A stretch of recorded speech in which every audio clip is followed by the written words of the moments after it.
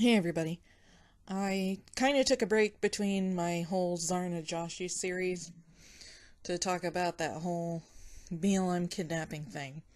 And this is probably going to be sort of a rant, sort of an op-ed piece, something like that. But, it's just going to be off the cuff and me just going nuts about this whole thing. So, bear with me.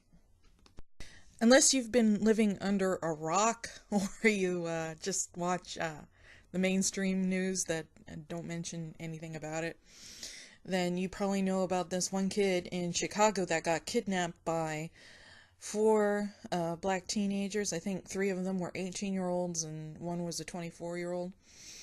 They took him up to 24 to 48 hours and tortured him for that amount of time.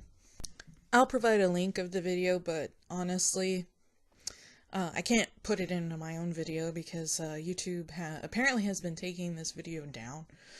And in any case, it's extremely hard to watch. I can't get through the whole thing myself.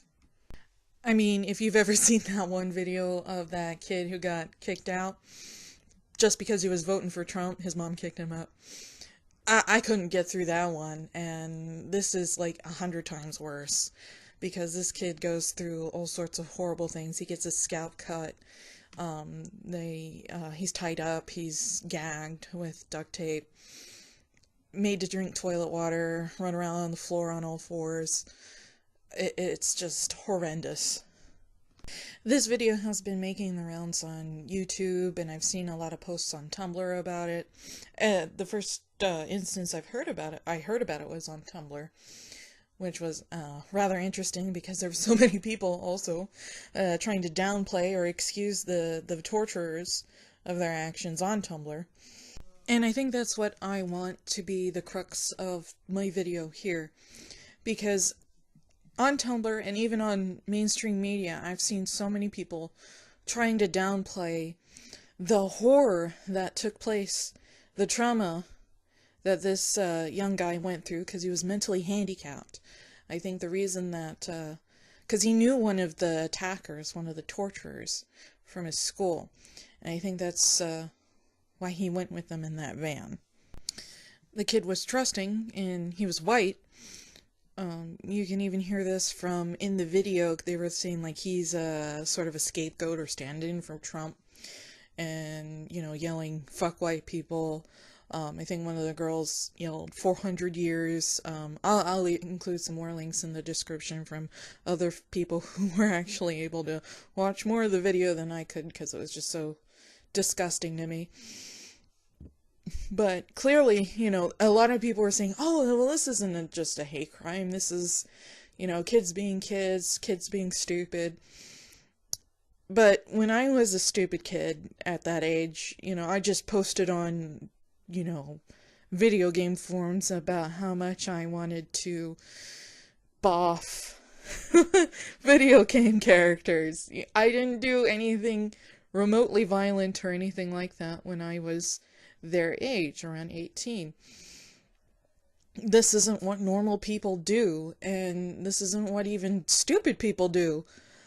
Stupid people who don't have any kind of violence or malice within their minds.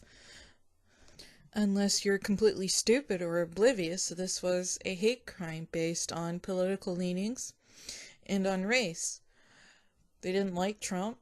They didn't like white people, so they decided that they were going to kidnap somebody who was not able to defend themselves, who was vulnerable, and use them as a stand-in for somebody they didn't like, namely Trump.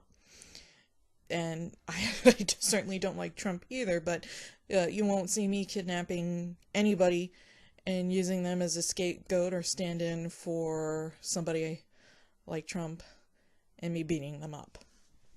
In any case, you have guys on the news, mainstream media, like Don Lemon, saying that he didn't want to classify this event as evil. He didn't want to classify these kids' actions as evil. You also have Simone Sanders, who didn't want to say, that this was a hate crime when it clearly was. Funny enough, Miss Sanders also was really sarcastic when that one guy got pulled out of his car because I guess he had a Trump sticker or something on it, and he was beaten up. It's like, you voted Trump, you voted Trump, and she was like, oh, these other poor white people, oh, they're so oppressed. It's like, you just want to say, fuck you, lady. This isn't about oppression. This isn't about, systematic racism or institutional racism or whatever what the fuck you want to call it. This is about people being inhospitable or just plain terrible to other people. It doesn't matter what your skin color is or the skin color of the perpetrator doing it. If that person doing the awful thing has prejudice or is doing that awful thing because the other person that they don't like is a skin color that they don't like, then that's racism. Pure and simple, cut and dry. And I think everybody's getting sick of other people, especially like the mainstream media and SJWs and people on Tumblr saying, oh, well, it has to be power plus prejudice, or you have to be institutionally powerful, whatever that means, in order to actually be racist or conduct racist actions.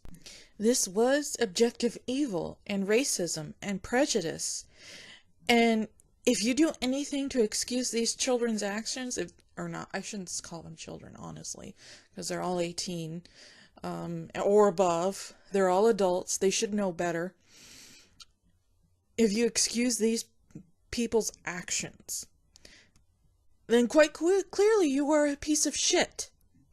Because quite clearly, a life only matters to you if they're not white. It means that you're prejudiced against white people. There's no such thing as reverse racism.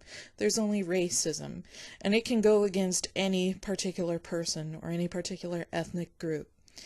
And this can include Asians, blacks, Hispanics, Native Americans, and white people. And when the mainstream media ignores this as a hate crime, or Tumblr or other social media outlets downplay this and say that they're just stupid kids, or that white people have to think about, the concept of whiteness and think about how they're culpable in this crime, it only goes to show how hateful and bigoted that these outlets and these people who spew this nonsense really are. They helped this crime. They were the ones who said that white people were evil and were culpable for the 400 years of slavery that one girl was talking about in the video. This young man, this handicapped young man, never participated in slavery. No one alive today has participated or owned slaves. So why are white people today, in this current age, are supposed to pay for that sort of thing, especially this young handicapped man who was forced to drink toilet water and crawl around on the floor like an animal? Likewise, my generation, I'm a millennial, I'm 29, my grandparents, or my parents, were during the age of the civil rights era. I wasn't even born. I wasn't even a fetus then. And why am I culpable or responsible for the prejudices and the discrimination that black people faced during the civil rights era? I wasn't even born then. I can't change the past. No person living today can change the past. Nobody dead can change the past.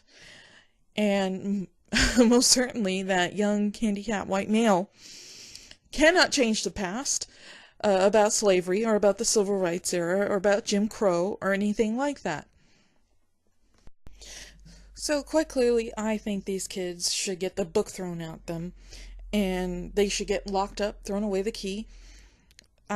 Personally, I hope for life in prison, no chance of parole.